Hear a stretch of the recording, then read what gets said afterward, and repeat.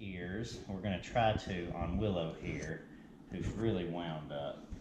I do highly recommend running your puppy, getting it tired before trying this, and it'll be easier. Things you'll get in your taping kit from me is a roll of the white cloth or little fabric tape, and then a roll of the Elasticon little stretchy tape. You also get popsicle sticks and some of this backer rod.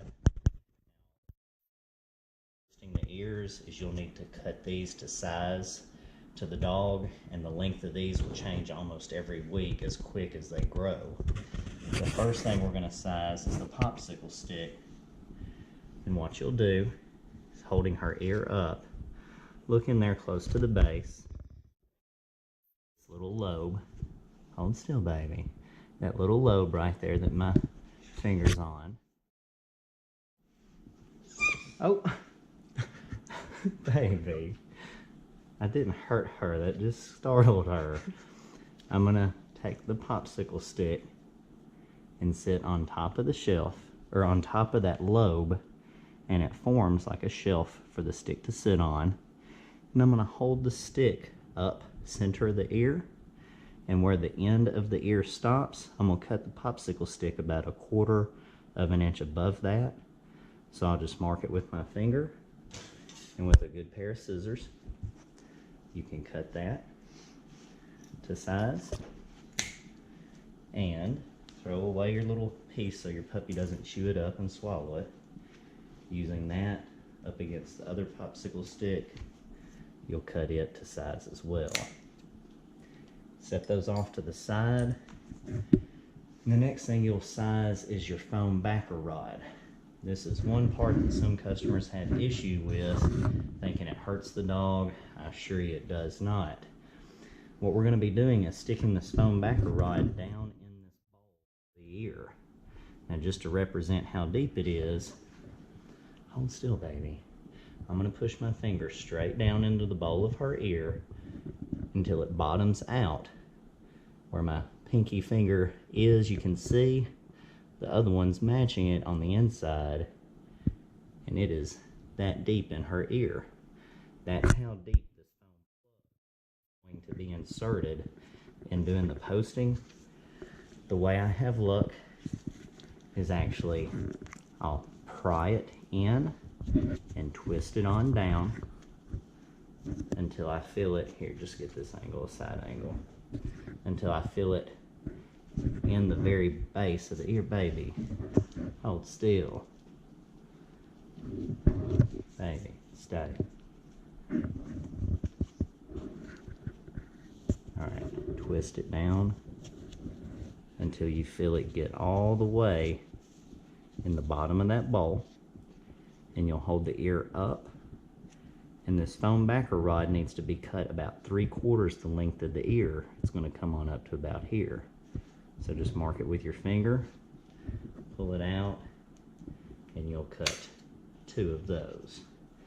Now, once I've got the popsicle stick and the foam backer rod pieces cut, I'll generally set the puppy down to let it play for a few minutes while we prep these other pieces here. Oh.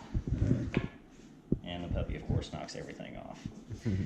With the white tape, get a little strip of it out, and we're going to wrap the popsicle sticks with this tape to help not chafe the puppy's ears. I always take the end of the popsicle stick that I cut, and I put it towards the cut end of the tape, center lengthwise, and then we're just going to fold the tape around and then flip the stick over to totally envelop the stick in tape.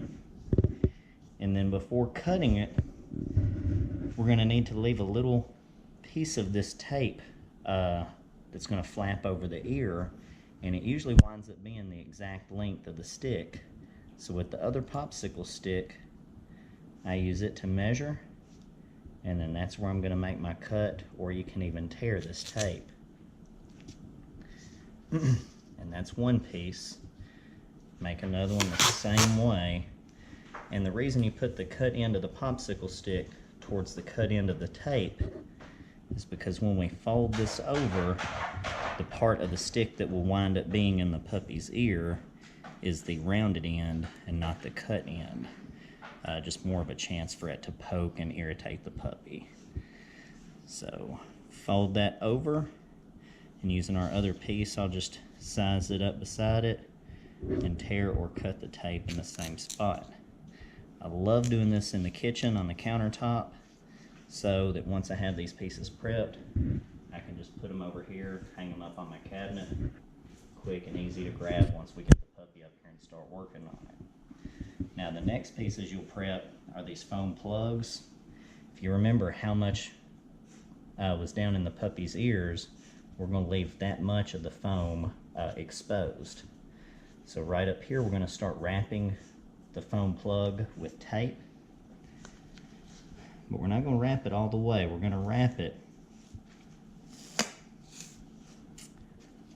about halfway around, enough to get the tape to stick to the plug. But then we're going to reverse directions to where the sticky side of the tape is out, and then just taper it all the way up to the other end, to where once you got that, you've got a little sticky plug that you can just stick up there with the rest of your items. For the other foam plug as well, again, leaving, usually winds up being 3/4 of an inch to an inch of foam plug exposed. Start wrapping your tape, reverse directions, sticky side of the tape out, and taper it all the way up to the other end. Again, just making a sticky plug. Now once those are your primary support pieces we're going to use, once you've got those cut, we're going to need to cut a few pieces of tape that's going to hold this onto the puppy's ears. What I do is just stick it to the cabinet here. We're going to need 2 pieces of this white tape that's about 2.5, 3 inches long. And that's going to wrap at the top of the puppy's ears. And then with your other tape, the elasticon tape, you're going to need 2 pieces of it. It's about 5 to 6 inches long, enough to wrap around the base of the ears.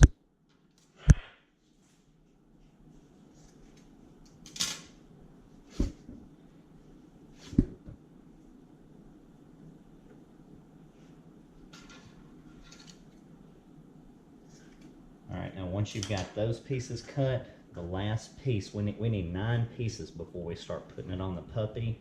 The last piece is the bridge that goes between the ears. And what I do is I get my tape, just go ahead and get it stuck up there. Now to measure for this piece, what I always do is, actually let me grab the puppy. There you go. Oh!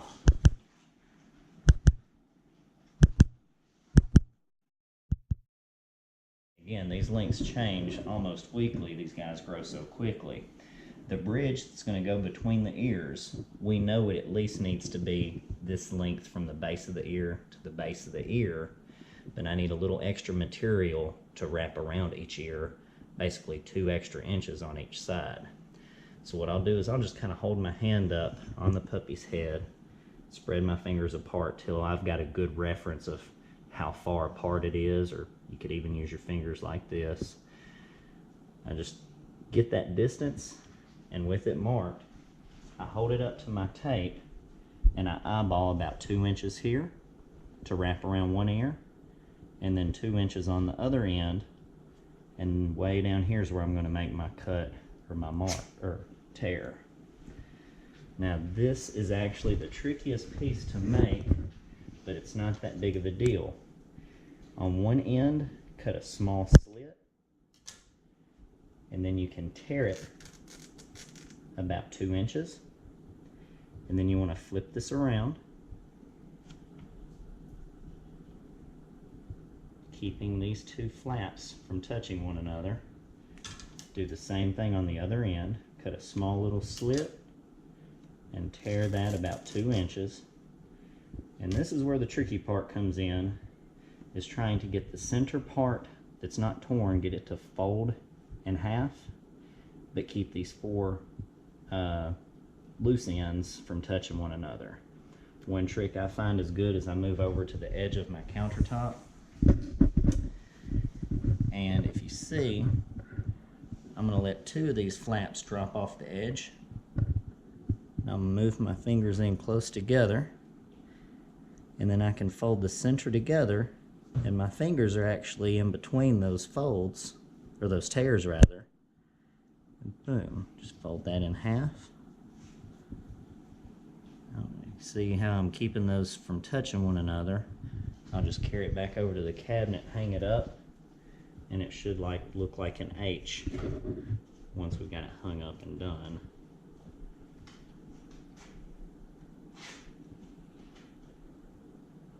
Okay, so basically those are the 9 pieces you should have prepared before starting to apply it to the puppy. And then, look at her. She's already eaten, but she's wanting more